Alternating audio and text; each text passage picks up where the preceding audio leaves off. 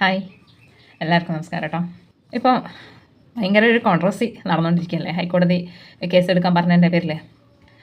ഹൈക്കോടതി നിങ്ങളൊരു കാര്യം ശ്രദ്ധിച്ചോ, ഹൈക്കോടതി കേസെടുക്കാൻ പറഞ്ഞ ദിവസം എന്ന് പറയുന്നത് വിഷുവിൻ്റെ ഏകദേശം 2 ദിവസം മുന്നെയാണ്. ഈ പർട്ടിക്കുലർ സമയത്ത് തന്നെ ഹൈക്കോടതി ഇങ്ങനൊരു ഉത്തരവ് പുറപ്പെടുവിച്ചത് എന്തിനായിരിക്കും? ഉത്തരം സിമ്പിളാണ്. ഈ അഭിനവ കണ്ണൻ്റെ ആരാധിക, കണ്ണൻ്റെ ഭക്തിയായിട്ടുള്ള ഒരു അഭിനവരാധ കഴിഞ്ഞ 12 വർഷമായിട്ട് ഗുരുവായൂരിൽ പോയിട്ട് ഈ ഒരു പ്രദർശനം തുടർന്നുകൊണ്ടിരിക്കാൻ തോന്നുന്നുണ്ട്. അത് അധികമൊന്നും ആരും അറിഞ്ഞിട്ടുണ്ടായിരുന്നില്ല. ഈ അടുത്ത കാലത്താണ് അവരുടെ പ്രദർശനം കുറച്ച് കൂടിയപ്പോഴാണ് എല്ലാവരും അറിയണത്.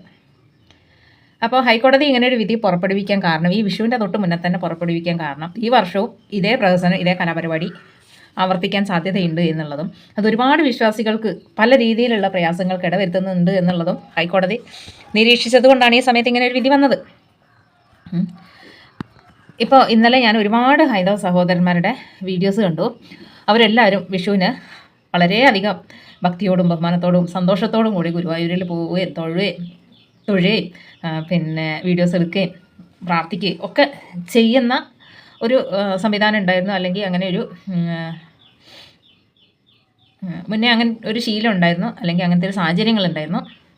ഇപ്പം അവർക്കാർക്കും അത് പറ്റുന്നില്ല, ഗുരുവായൂർക്ക് പോകാൻ പറ്റുന്നില്ല, അല്ലെങ്കിൽ അവർ ആഗ്രഹിച്ച രീതിയിൽ അവിടെ കയറാനോ തൊഴാനോ പ്രാർത്ഥിക്കാനോ വീഡിയോസ് എടുക്കാനോ അവർക്ക് പറ്റുന്നില്ല. ആര് കാരണം? താത്ത കാരണം.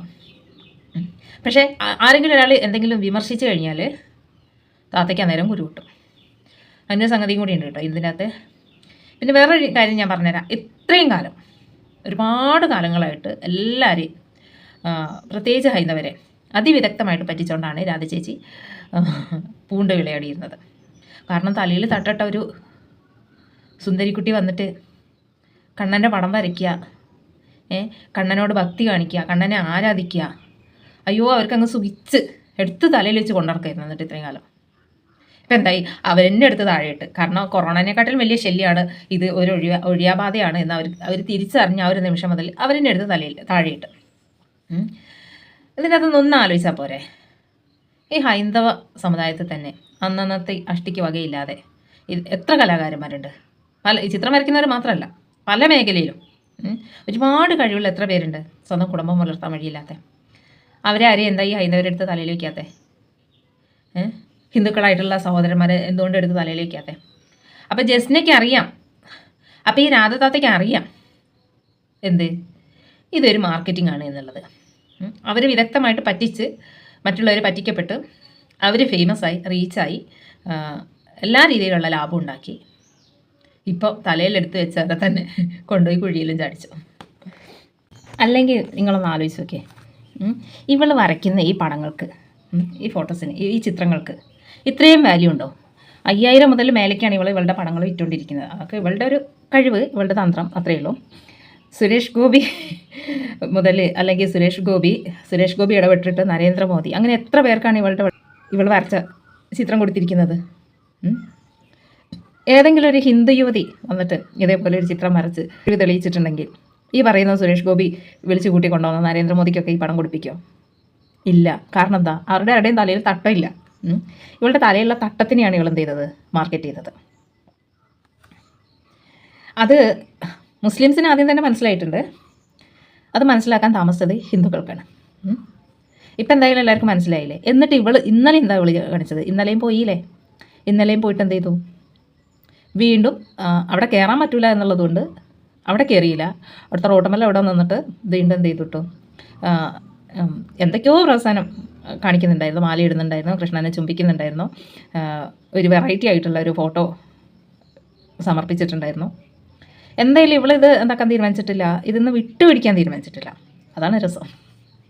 കാരണം ഇതങ്ങ് ഒഴിവാക്കി കഴിഞ്ഞാലേ പിന്നെ ഇവർക്ക് മാർക്കറ്റ് ചെയ്യാൻ വേറൊന്നുമില്ല. ഇതിൻ്റെ ഇടയ്ക്ക് കുറേ കർത്താവേ എന്ന് വിളിക്കുന്ന കേട്ടിരുന്നു. എന്നിട്ട് ഈ കർത്താവേ എന്ന് വിളിക്കുന്ന വീഡിയോസിൻ്റെ അടിയിലൊക്കെ വന്ന കമൻറ്റ് എന്താണെന്നറിയോ? ഹിന്ദുക്കളെ ഏകദേശം പറ്റിച്ച് അവരുടെ കയ്യിലൊക്കെ വാങ്ങിയെടുത്തു, ഇനിയിപ്പം കർത്താവിൻ്റെ പരിപാടിയിലേക്കാണ്. കുറച്ച് ക്രിസ്ത്യാനികളെയും പറ്റിക്കാമല്ലോ. എന്തായാലും ക്രിസ്ത്യൻ സഹോദരങ്ങളെല്ലാവരും ജാഗ്രത കേട്ടോ. ഇതിനകത്ത് നിങ്ങൾ എത്ര പേര് ശ്രദ്ധിച്ചിട്ടുണ്ടെന്ന് എനിക്കറിയില്ല. ഇവൾ തന്നെ പോസ്റ്റ് ചെയ്ത ഒരു വീഡിയോ ഞാനിവിടെ കാണിക്കാം. ഇതിനകത്ത് ആരൊക്കെയാണ് ഇവൾക്ക് പിന്നെ കൊട പിടിക്കുന്നതെന്നും ഇവൾക്ക് സപ്പോർട്ട് ചെയ്യുന്നതെന്നും ഇവളെ തലയിൽ വെച്ച് കൊണ്ടു നടക്കണതെന്നും ഇത് കണ്ടാൽ നിങ്ങൾക്ക് മനസ്സിലാവും. ഹായ് ഡേ എന്റെ ഏട്ടൻ സുഖവാസം കഴിഞ്ഞ് ഫസ്റ്റ് വീഡിയോ എന്റെ വീട്ടിൽ എന്നെ കാണാൻ വന്നിട്ട് ഭയങ്കര സന്തോഷമായി. ഒരിക്കലും പ്രതീക്ഷയില്ല, കണ്ണു തള്ളി പോയി. വേറെ ആളുകൂടെ ഉണ്ട്. അല്ലാ ആരാപ്പത്? അപ്പി ബൈജു എന്നാണ് പുതിയ സോഷ്യൽ മീഡിയയിൽ പേര് കേട്ടത്. പിന്നെ നമ്മുടെ കാമിത്താത്തയും. അപ്പം തന്നെ അറിയാം ഇവരുടെ ഇൻറ്റൻഷൻ എന്താ? കലാപം ഉണ്ടാക്കുക, എങ്ങനെയെങ്കിലും ഹിന്ദുക്കളെയും മുസ്ലിങ്ങളെയും തമ്മിലടിപ്പിക്കുക, എന്തെങ്കിലുമൊക്കെ കുത്തിരിപ്പുണ്ടാക്കുക, നാട്ടിൽ കലാപം ഉണ്ടാക്കുക. അവരാണ് ഇവക്ക് കൊടി പിടിക്കുന്നത്.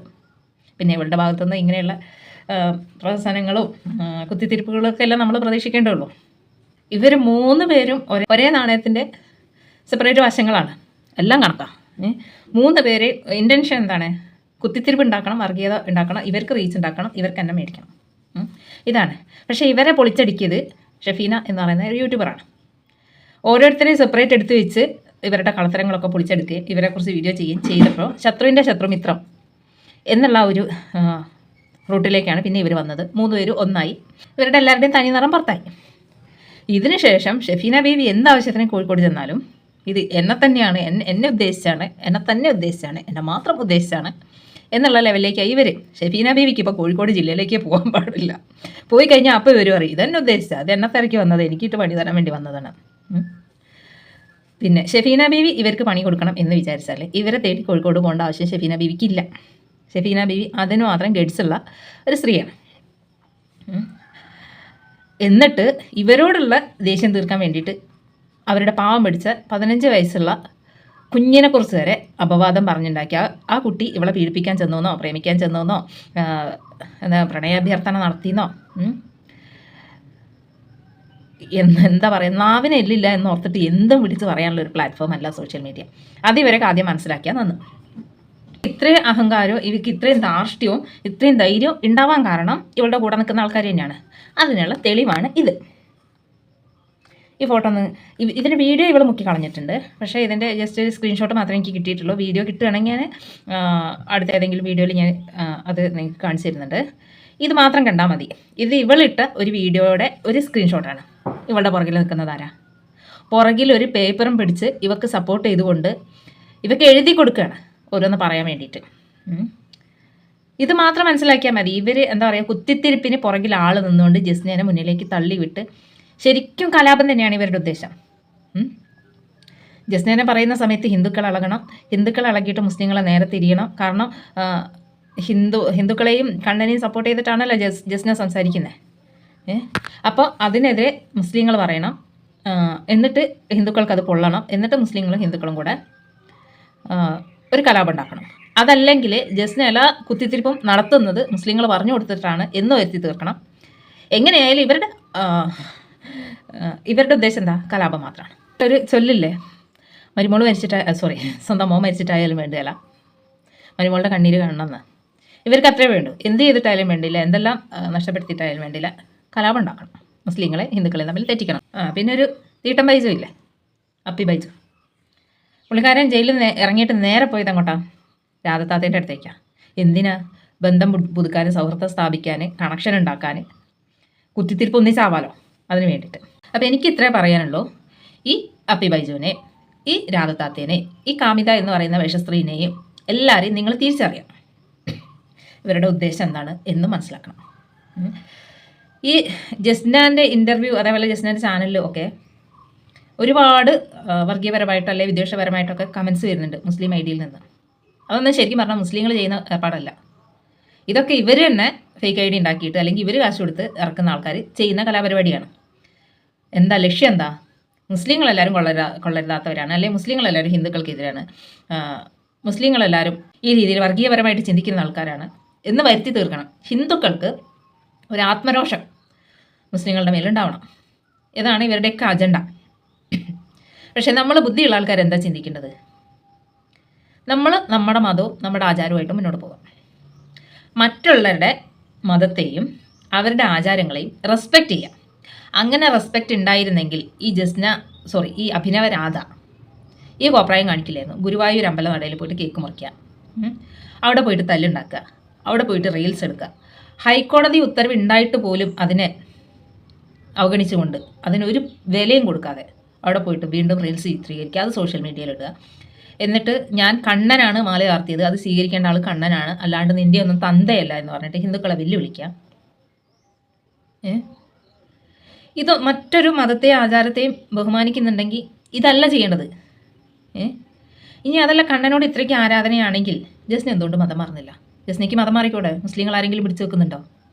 ഇല്ലല്ലോ. അപ്പം ജസ്നയ്ക്ക് അറിയാം എന്ത് തലയിലെ തട്ട് അഴിച്ചു കഴിഞ്ഞാൽ അവളുടെ മാർക്കറ്റ് ഇടിഞ്ഞു എന്നുള്ളത്.